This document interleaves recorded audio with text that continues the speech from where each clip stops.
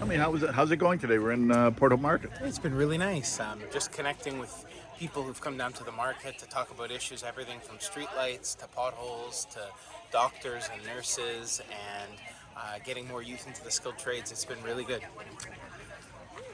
You try to be home as much as possible, but I mean, listening to the people here, is there a number one thing that's sort of consensus that the province needs to take care of? Actually, no, it's been a real wide variety. A couple themes. One, jobs and the economy. Some comments about concern just globally over Trump's tariffs, and a lot of just unknown as to what that means for them. Some have told personal anecdotes for their factory.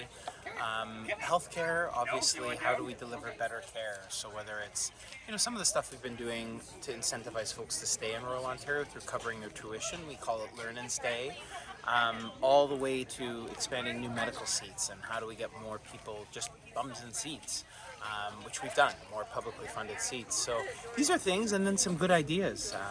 We talked everything from the VIA train and public transit to the road to the new nuclear discussion in Wesleyville, which is a game changer for this region and community, and for energy to become an energy superpower and to be able to supply our country with our own energy.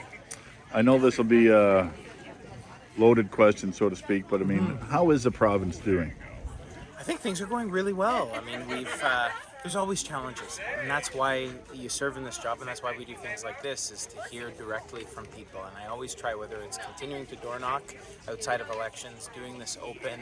I've had some of my, at least on social media, some of my fiercest detractors pop by, but we've had good conversations, and it's policy-based. So I welcome the ideas, welcome constructive criticism, or just the nice feedback on you're doing a great job on this or that specific issue. So I think for us, the Premier has stood up to protect Canada, to protect Ontario workers, to stand up, to actually have difficult discussions around how we can mine minerals, how we can build pipelines, how we can produce our own energy. We don't need to be dependent on dictatorships for oil when we have all the oil we need here. We should be refining more of it here in our own country. And the Premier stood up for all of those things, and I think people appreciate that. Last thing, if I can say, it's nice to meet you sort of, if I can say, on neutral grounds where people can come up to you and speak freely. It's down to earth where you are, I guess. Absolutely, just throw on a t-shirt and shorts on a weekend. Had to still get up at 5-6 to get the tent up and everything, but it's been nice to just talk to people here and get a peach and support some local vendors and just talk. And it's open, it's all public, it's not a partisan thing, it's just about two levels of government, the mayor and myself. And it's nice when you get both levels of government, because we work so closely on these issues, whether it's roads, bridge funding, training, healthcare. We work closely, so it's nice to have both of us here. And when do you ever get that? The mayor and the MPP together, you can grill us with questions. It's about being accountable.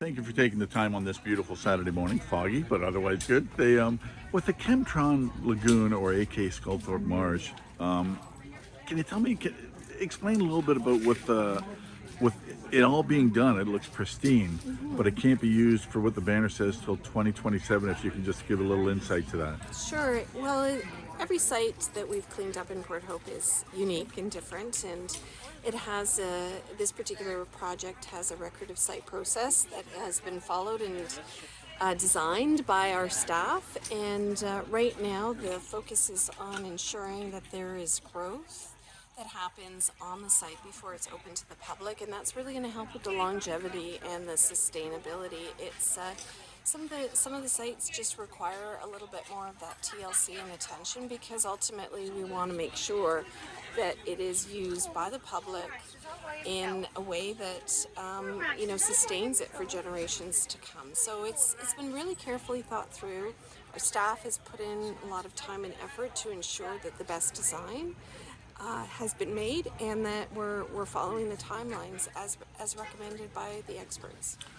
And I'm under the understanding, and please correct me, they test it every so often just to make sure that everything's okay.